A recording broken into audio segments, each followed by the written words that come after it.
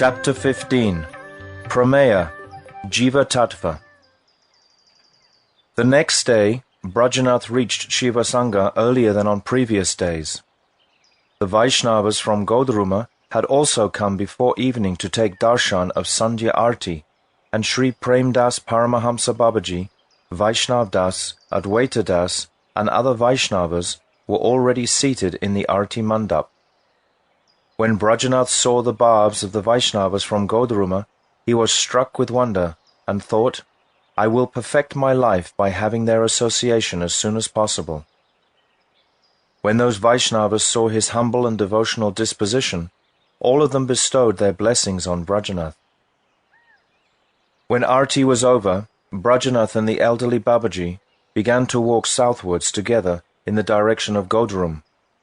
Raghunath Das Babaji saw an incessant stream of tears flowing from Brajanath's eyes, and feeling very affectionate towards him, asked lovingly, Baba, why are you weeping?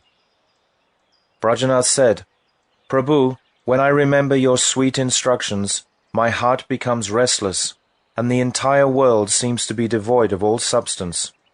My heart is becoming eager to take shelter of Sri Gaurangadev's lotus feet. Please be merciful to me, and tell me who I really am according to Tattva, and why I have come to this world. Babaji. My dear son, you have blessed me by asking such a question. The day that the Jiva first asked this question is the auspicious day on which his good fortune arises. If you will kindly hear the 5th shloka of Dashamula, all your doubts will be dispelled. Spurlinga rid agne iva, chid anavo jivat nichaya, harer suryas yaiva pratag, api tutad beda vishaya, vashe maya yasya prakriti, patya veshvara iha, sajivo mukto pi prakriti, vashayogya sva gunata. Just as many tiny sparks burst out from a blazing fire, so the innumerable jivas are like atomic spiritual particles in the rays of the spiritual sun, Sri Hari. Though these jivas are non-different from Sri Hari, they are also eternally different from him. The eternal difference between the Jiva and Ishvara is that Ishvara is the Lord and Master of Maya Shakti, whereas the Jiva can fall under the control of Maya even in his liberated stage, due to his constitutional nature. Brajanath. This is an exceptional Siddhanta. I would like to hear some Vedic evidence to support it. Sri Bhagavan's statements are certainly Veda, but still, people will be bound to accept the teachings of Mahaprabhu if the Upanishads can substantiate this principle. Babaji. This tattva is described in many places in the Vedas. I will cite a few of them. Yatagne kshudra vishpulinga vyucharanti. Brihat Aranyaka Upanishad 2.1.20. Innumerable jivas emanate from Parabrahma, just like tiny sparks from a fire. Tasya va etasya purushasya dveeva stane, bhavata idancha paraloka stanamcha, sandhyam tritiyam swapnastanam, tasmin sandhye stane tishtan ete ube. Stane pasyati dancha, paraloka stanancha. Brihat Aranyaka Upanishad 4.3.9. There are two positions about which the Jiva Purush should inquire, the inanimate material world and the spiritual world. The Jiva is situated in a third position, which is a dreamlike condition, Swapna Stan, and is the juncture, Tatasta, between the other two. Being situated at the place where the two worlds meet, he sees both the Jad Jagat, inert world, and the Chid Jagat, spiritual world. This shloka describes the marginal nature of Jiva Shakti. Again it is said in the Brihat Aranyaka Upanishad 4.3.18, Tadyata mahamatsya ube kule nusancharati, puruvan chaparan chaivan, evayam purusha etav ubav antav, anu sancharati, swapnantan cha budantan cha. Just as a large fish in a river sometimes goes to the eastern bank and sometimes to the western bank, so the Jiva, being situated in Karana Jal, the water of cause that lies between the inert and conscious worlds, also gradually wanders to both banks, the place of dreaming and the place of wakefulness. Brajanath, what is the Vedantic meaning of the word Tatastha? Babaji, the space between the ocean and the land is called the Tata, shore, but the place that touches the ocean is actually nothing but land, so where is the shore? The Tata is the line of distinction separating the ocean and the land, and it is so fine that it cannot be seen with the gross eyes. If we compare the transcendental realm to the ocean and the material world to the land, then Tata is the subtle line that divides the two, and the Jiva Shakti is situated at the place where the two meet. The Jivas are like the countless atomic particles of light within the sun rays.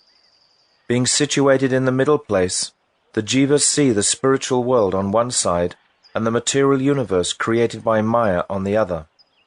Just as Bhagavan's spiritual Shakti on one side is unlimited, Maya Shakti on the other side is also very powerful. The innumerable subtle Sushukshma Jivas are situated between these two. The Jivas are marginal by nature because they have manifested from Krishna's Tatastha Shakti, marginal potency. Brajanath, what is the Tatastha Swabhav, marginal nature? Babaji, it is the nature that enables one to be situated between both worlds and to see both sides.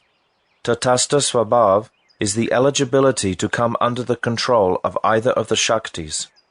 Sometimes the shore is submerged in the river because of erosion, and then again becomes one with the land because the river changes its course.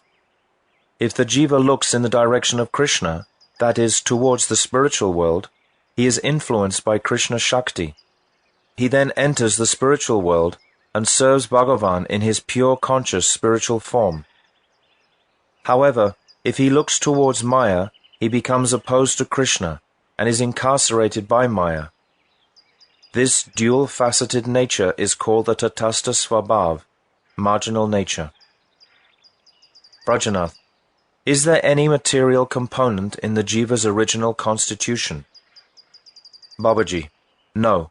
The Jiva is created solely from the Chit Shakti. He can be defeated, that is covered by Maya, because he is minute by nature and lacks spiritual power, but there is not even a scent of Maya in the Jiva's existence. Brajanath, I have heard from my teacher that when a fraction of the conscious Brahman is covered by Maya, it becomes the Jiva. He explained the sky to be always the indivisible Maha-Akash, but when a part of it is enclosed in a pot, it becomes Gata-Akash. Similarly, the Jiva is originally Brahman, but when that Brahman is covered by Maya, the false ego of being a Jiva develops. Is this conception correct? Babaji, this doctrine is only Mayavad. How can Maya touch Brahman? The Mayavadis propose that Brahman has no Shakti, Lupta Shakti, so how can Maya, which is a Shakti, possibly approach Brahman, if Shakti is supposed to be non-existent? The conclusion is that Maya cannot possibly cover Brahman and cause such a miserable condition. Conversely, if we accept the transcendental Shakti, Parashakti of Brahman, how can Maya, which is an insignificant Shakti, defeat the Chit Shakti and create the Jiva from Brahman? Besides, Brahman is indivisible, so how can such a Brahman be divided? The idea that Maya can act upon Brahman is not acceptable. Maya plays no role in the creation of the Jivas. Admittedly, the Jiva is only atomic, but even so, it is still superior as a Tattva to Maya. Brajanath, once another teacher said that the Jiva is nothing but a reflection of Brahman. The sun is reflected in water, and similarly, Brahman becomes Jiva when it is reflected in Maya. Is this conception correct? Babaji, Again, this is simply another example of Mayavad philosophy. Brahman has no limits, and a limitless entity can never be reflected. The idea of limiting Brahman is opposed to the conclusions of the Vedas, so this theory of reflection is to be rejected. Brajanath. A Digvijay sannyasi once told me that in reality there is no substance known as Jiva. One only thinks of himself as a Jiva because of illusion, and when the illusion is removed, there is only one indivisible Brahman. Is this correct or not? Babaji. This is also a Mayavad doctrine, which has no foundation at all. According to Shastra, Ekam Evad Vitvyam, there is nothing apart from Brahman. If there is nothing except Brahman, where has the illusion come from, and who is supposed to be in illusion? If you say that Brahman is in illusion, you are saying that Brahman is not actually Brahman. Rather, it is insignificant. And if you propose that the illusion is a separate and independent element, you negate the undivided oneness, Advaya Gyan, of Brahman. Brajanath. Once an influential Brahmana Pandit arrived in Navadvip, and in a conference of intellectuals, he established that only the Jiva exists. His theory was that this Jiva creates everything in his dreams, and it is because of this that he enjoys happiness and suffers distress. Then when the dream breaks, he sees that he is nothing but Brahman. To what extent is this idea correct? Babaji. This is again Mayavad. If, as they say, Brahman is undifferentiated, how can it possibly produce the Jiva and his dreaming state? Mayavadis use examples such as the illusion of seeing mother of pearl in an oyster shell as gold, and the illusion of taking a rope to be a snake. But their philosophy cannot provide a consistent basis for Advaya Gyan. Brajanath. So Maya has nothing whatever to do with creating the Swarup of the Jivas. This has to be accepted. At the same time, I have also clearly understood that the Jiva is by nature subject to the influence of Maya. Now, I want to know, did the Chit Shakti create the Jivas and give them their Tatashta Swabhav, marginal nature? Babaji. No, the Chit Shakti is Paripurna Shakti, the complete potency of Krishna, and its manifestations are all eternally perfect substances. The Jiva is not Nitya Siddha, although when he performs sadhana, he can become sadhana siddha and enjoy transcendental happiness like the Nitya Siddhas, eternally perfect beings. All the four types of Srimati Radhika's Sakhis are Nitya Siddha, and they are all direct expansions Kaya Vyuha of the Chit Shakti, Srimati Radhika herself. All the Jivas, on the other hand, have manifested from Sri Krishna's Jiva Shakti. The Chit Shakti is Sri Krishna's complete Shakti, whereas the Jiva Shakti is his incomplete Shakti. Just as the complete Tattvas are all transformations of the complete potency, similarly innumerable atomic conscious Jivas are transformations of the incomplete Shakti. Sri Krishna, being established in each of his Shaktis, manifests his Swarup according to the nature of that Shakti. When he is situated in the Chit Swarup, he manifests his Swarup as Sri Krishna and also as Narayan, the Lord of Paravyoma. When he is situated in the Jiva Shakti, he manifests his Swarup as his Vilas Murti of Braj, Baladev. And being established in the Maya Shakti, he manifests the three Vishnu forms, Karanadokshayi, Shiradokshayi, and Garbhodokshayi. In his Krishna form in Braj, he manifests all the spiritual affairs to the superlative degree. In his Baladev Swarup, as Shesha Tattva, he manifests Nitya Mukta Parsad Jivas, eternally liberated associates, who render 8 types of service to Krishna, Sheshi Tattva Swarup, the origin of Shesha Tattva.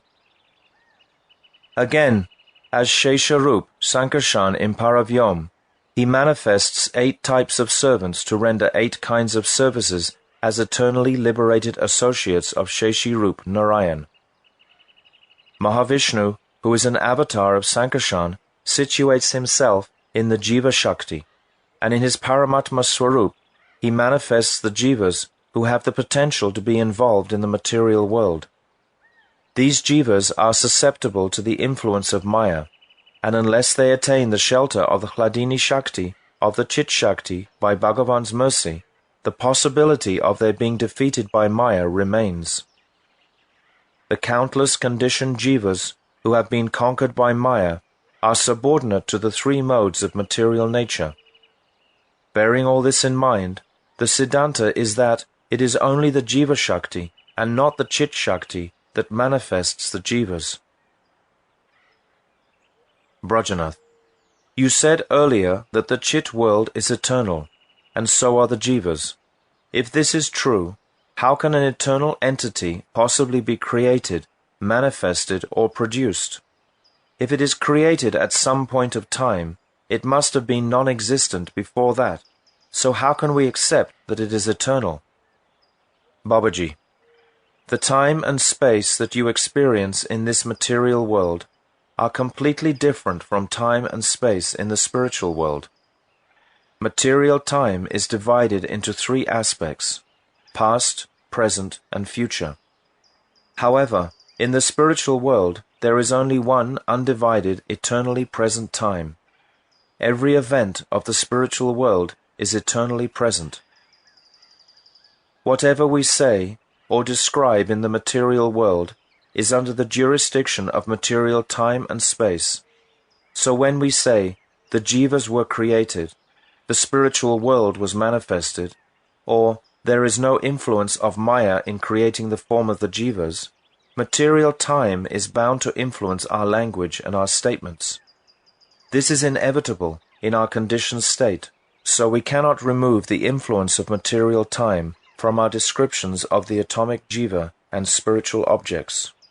The conception of past, present, and future always enters them in some way or another. Still, those who can discriminate properly can understand the application of the eternal present when they comprehend the purport of the descriptions of the spiritual world. Baba, be very careful in this matter. Give up the inevitable baseness or the aspect of the description that is fit to be rejected and have spiritual realization. All Vaishnavas say that the Jiva is an eternal servant of Krishna, that his eternal nature is to serve Krishna, and that he is now bound by Maya because he has forgotten that eternal nature. However, everyone knows that the Jiva is an eternal entity, of which there are two types, Nitya Mukta and Nitya Baddha. The subject has been explained in this way only because the conditioned human intellect, being controlled by pramada, inattentiveness, is unable to comprehend a subject matter. Realized sadhaks, though, experience transcendental truth through their chit samadhi. Our words always have some material limitation, so whatever we say will have some mayic defects. My dear son, you should always endeavor to realize the pure truth. Logic and argument cannot help at all in this regard, so it is futile to use them to try to understand inconceivable subject matters.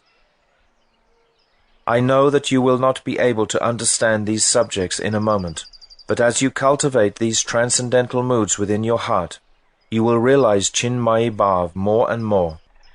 In other words, all the transcendental moods will manifest themselves in the core of your purified heart. Your body is material, and all the activities of your body are also material, but the essence of your being is not material. You are an atomic conscious entity. The more you know yourself, the more you will be able to realize how your Swarup is a Tattva superior to the world of Maya. Even if I tell you, you will not realize it, or simply by hearing, you will not attain it. Cultivate the practice of chanting Harinam as much as possible. As you go on chanting Harinam, these transcendental bhavs will begin to manifest in your heart automatically, and to the degree that they do so, you will be able to realize the transcendental world. Mind and speech both have their origin in matter, and they cannot touch the transcendental truth, even with the greatest endeavor. The Vedas say in the Taittiriya Upanishad 2.9, Yato vacha nivartante aparya manasa saha. The speech and the mind returned from Brahman, being unable to attain him. I advise you not to inquire about this matter from anyone, but to realize it yourself. I have just given you an indication, a bas. Brajanath, you have explained that the Jiva is like a spark of burning fire, or an atomic particle in the rays of the spiritual sun. What is the role of Jiva Shakti in this? Babaji, Krishna, who in these examples is compared to the blazing fire, or the sun, is a self-manifest Tattva. Within the compass of that blazing fire or sun, in other words, Krishna, everything is a spiritual manifestation, and the rays spread far and wide beyond its sphere. These rays are the fractional function, anukarya, of the Swarup Shakti, and the rays within that fractional function are paramanu, atomic particles of the spiritual sun. The Jivas are compared to this very localized atomic tattva. Swarup Shakti manifests the world within the sphere of the spiritual sun, and the function outside the sphere of the sun is carried out by Jiva Shakti, which is the direct partial representation of Chit Shakti. Therefore, the activities related to the Jiva are those of Jiva Shakti. Parasya Shaktiya Vivaidava Suryate.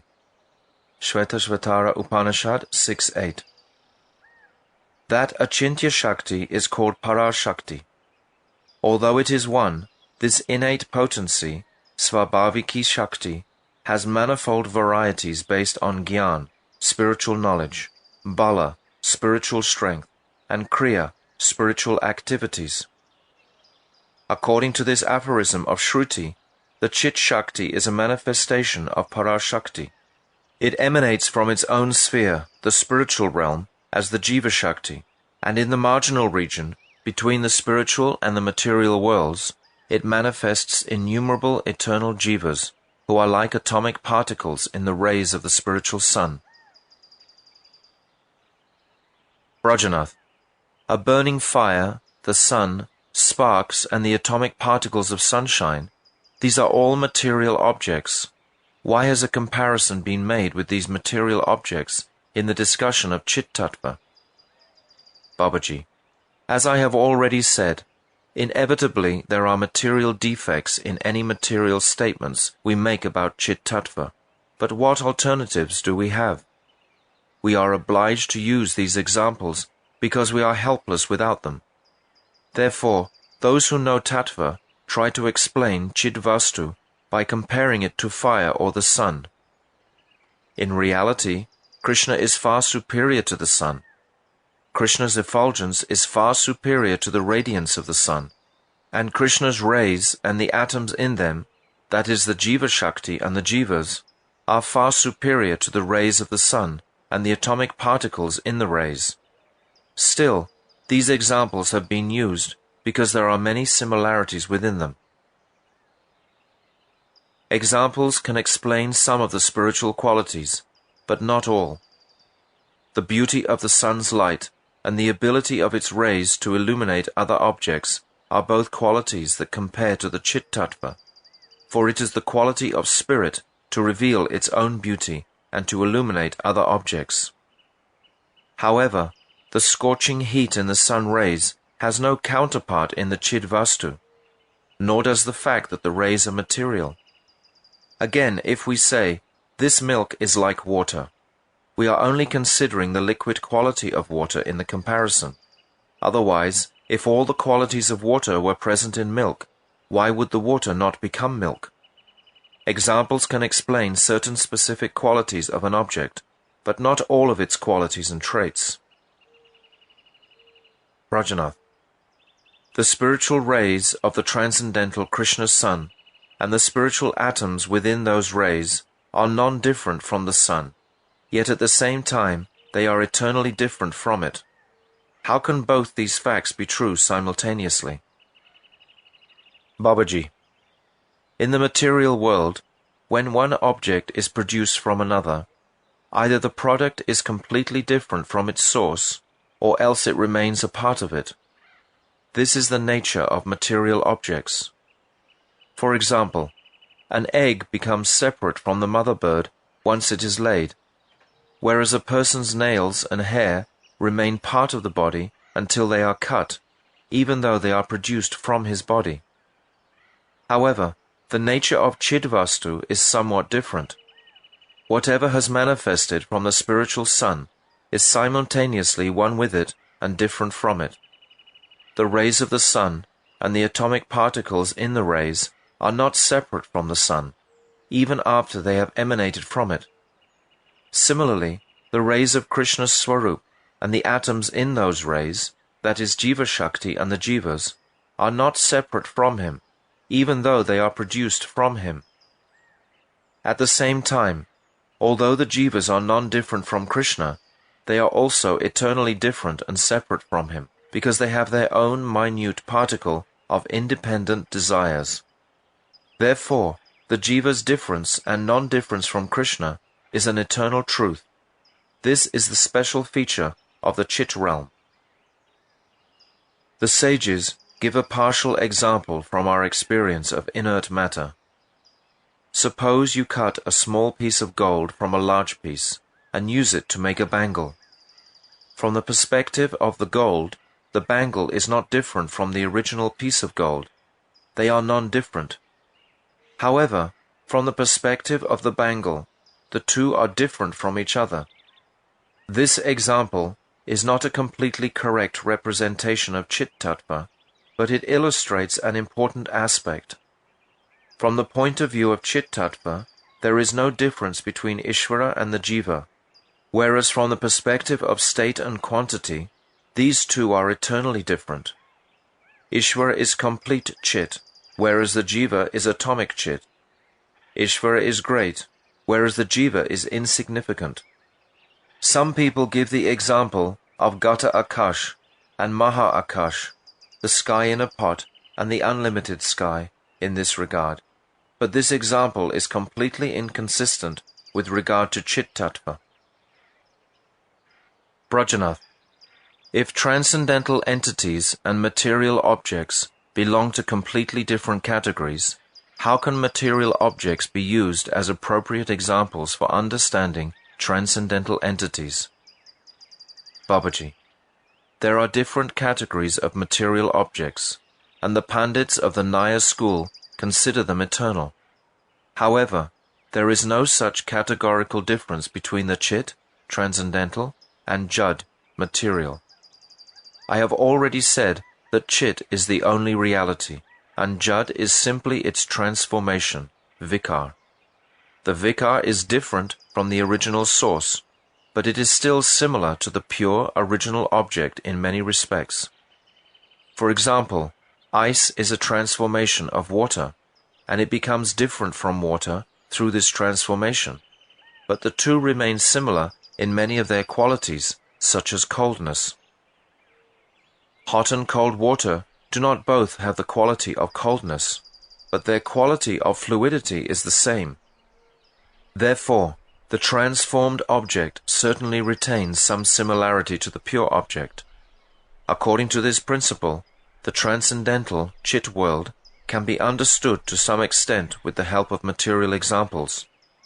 Again, by adopting the logic of Arundhata Darshan, one can use material examples to understand something about the spiritual nature.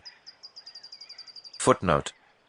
Arundhati is a very small star, which is situated close to the Vashishta star in the Saptarishi constellation, the Great Bear. In order to view it, its location is first determined by looking at a bigger star beside it. Then if one looks carefully, one can see Arundhati close by. Similarly, the Madhyam Adhikari, although taking help from the senses and the language of the material world in describing the spiritual world, realizes and sees the Aprakat Tattva after having applied the Anjan, ointment of Prem, to the eyes of Bhakti. End of footnote. Krishna's pastimes are completely spiritual. and there is not even the slightest scent of a material mood in them. The Braj Leela described in Srimad Bhagavatam is transcendental, but when the descriptions are read in an assembly, the fruits of hearing them are different according to the respective qualifications of the various listeners. Appreciating the ornamental figures of speech from the mundane perspective, those who are absorbed in material sense gratification hear it as a story of an ordinary hero and heroine. The Madhyam Adhikaris take shelter of Arundhati Darshan Nyaya and experience the transcendental pastimes, which are similar to mundane descriptions.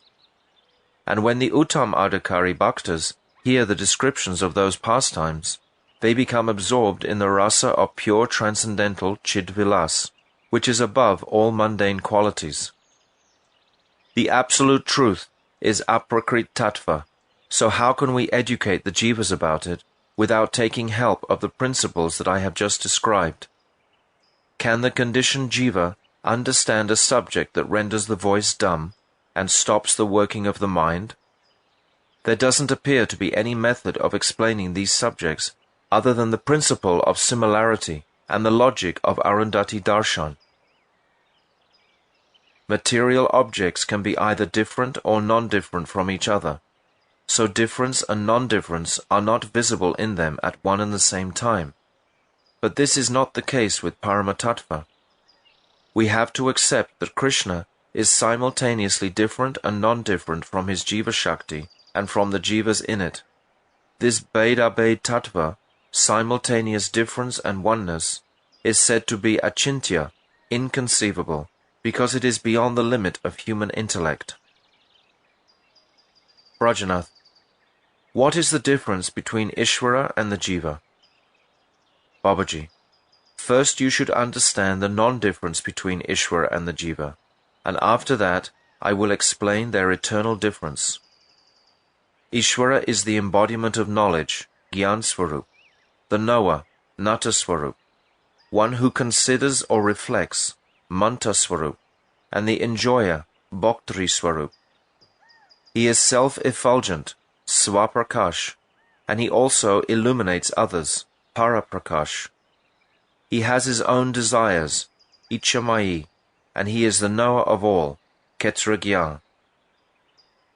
The Jiva too is the form of knowledge, the knower, and the enjoyer. He too is self-effulgent, and he illuminates others. And he too has desires, and is the knower of his own field, Ketragyan.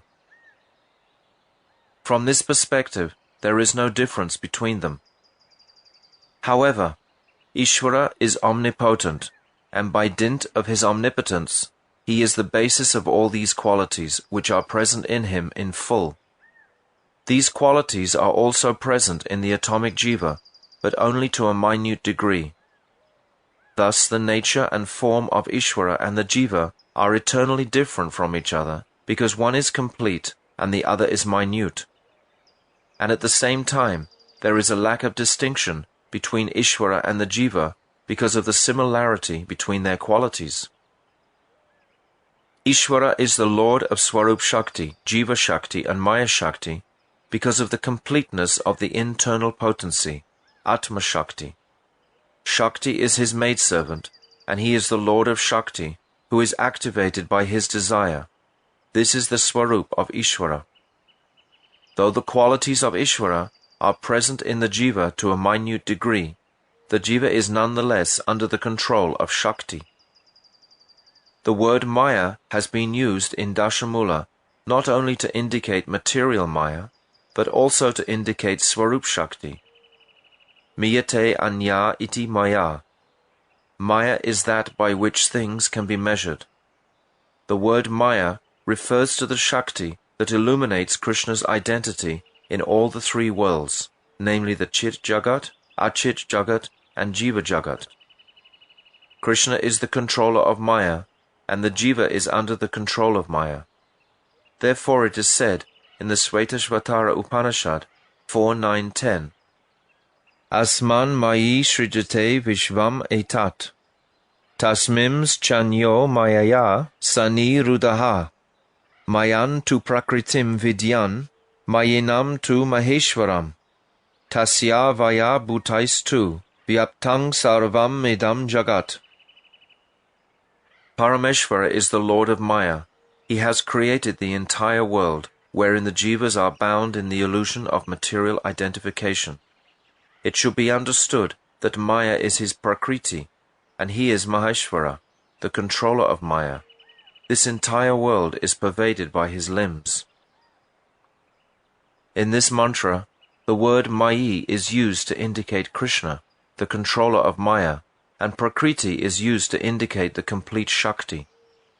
His great qualities and nature are the special characteristics of Ishvara. They are not present in the Jiva, and he cannot attain them, even after liberation. It is stated in Brahma Sutra 4.4.17, Jagat Vyapara Varjam. The creation, maintenance, and control of the entire transcendental and inert world is the work of Brahman only and no one else. Except for this activity in relation to the Chit and Achit worlds, all other activities are possible for liberated Jivas. The Shruti states, Yato va imani bhutani jayante, Taittiriya Upanishad 3.1. He is that by which all the Jivas are created and maintained, and into which they enter and become unmanifest at the time of annihilation. These statements have only been made in relation to Brahman, and they cannot be applied to the Jiva by any amount of manipulation, because there is no reference to liberated Jivas here. The Shastras state that it is only Bhagavan, and not the liberated Jiva, who performs activities of creation, maintenance, and annihilation. One may suppose that the Jiva can also perform these activities, but this gives rise to the philosophy of many Ishwaras, Bahu Ishwaravad, which is defective. Therefore, the correct Siddhanta is that the Jiva is not qualified for the above-mentioned activities, even when liberated. This establishes the eternal difference between the Jiva and Ishvara, and all learned people support this. This difference is not imaginary, but eternal. It does not disappear in any state of the Jiva. Consequently, the statement that the Jiva is an eternal servant of Krishna should be accepted as a fundamental statement, Mahavakya. Brajanath. If one can only prove the eternal difference between Ishvara and the Jiva, how can one accept the oneness? Another point is that if there is oneness, do we have to accept a state of merging with Ishvara, nirvana? Babaji. No, not at all. The Jiva is not one with Krishna at any stage. Brajanath. Then why have you spoken about Achintya Bheda-bhed, inconceivable oneness and difference?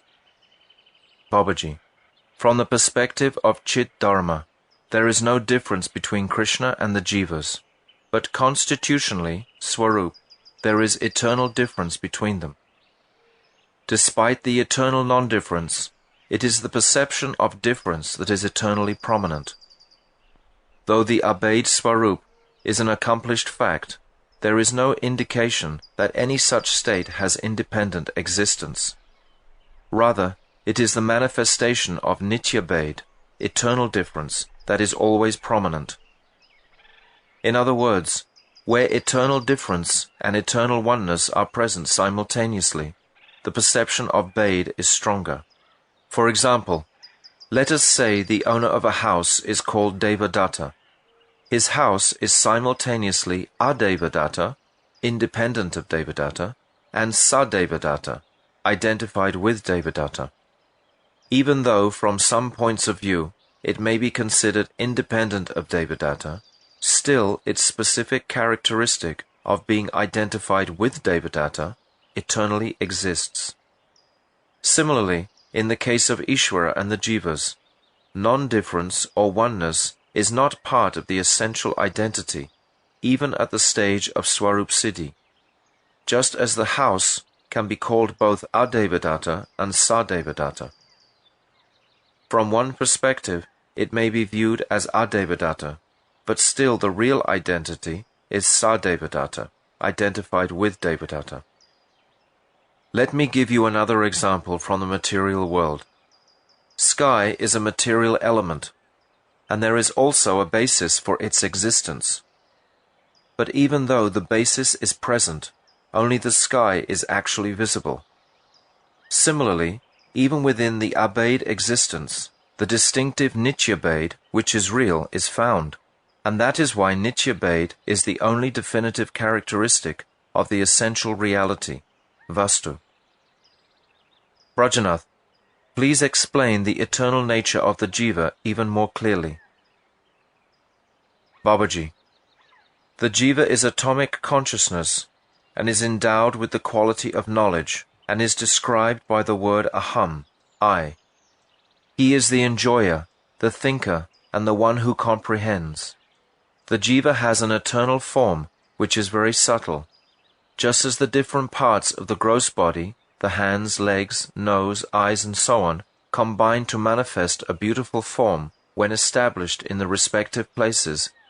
Similarly, a very beautiful atomic spiritual body is manifest, which is composed of different spiritual parts.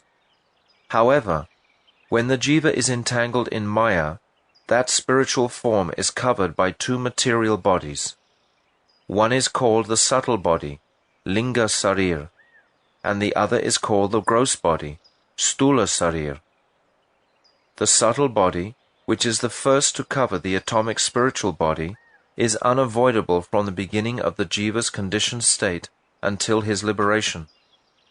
When the Jiva transmigrates from one body to the next, the gross body changes, but the subtle body does not. Rather, as the Jiva leaves the gross body, the subtle body carries all its karmas and desires to the next body. The Jiva's change of body and transmigration are carried out through the science of Panchagni, the 5 fires, which are delineated in the Vedas. The system of Panchagni, such as the funeral fire, the fire of digestion and rain, has been described in the Chandogya Upanishad and Brahma Sutra.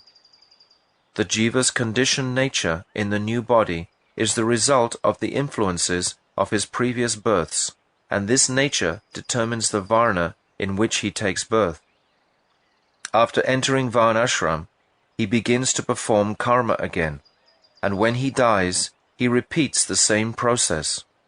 The first covering of the eternal spiritual form is the subtle body, and the second is the gross body.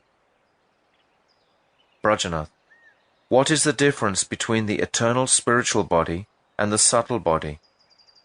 Babaji, the eternal body is the actual original body, and it is atomic, spiritual, and faultless.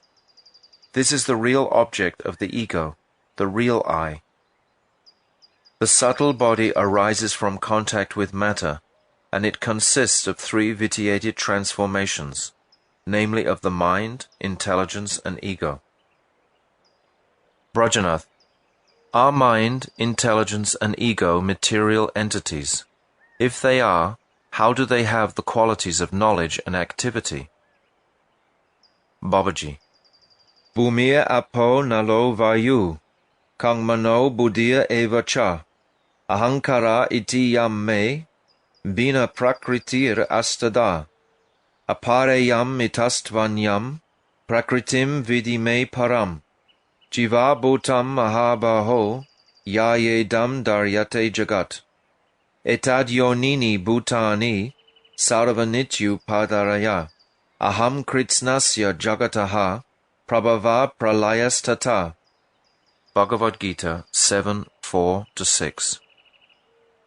My separated eightfold apara, or Maya Prakriti, consists of the 5 gross elements, earth, water, fire, air, and space, and the 3 subtle elements, mind, intelligence, and false ego. Besides this, O mighty armed Arjuna, I have a Tatasta Prakriti, which can also be called Para Prakriti, superior nature. That Prakriti is in the form of consciousness and the Jivas. All the Jivas who have manifested from this Para Prakriti make the inert world full of consciousness. The Jiva Shakti is called Tatashta because it is eligible for both worlds, the spiritual world, which is manifest from my Antaranga Shakti, and the material world, which is manifest from my Bahiranga Shakti.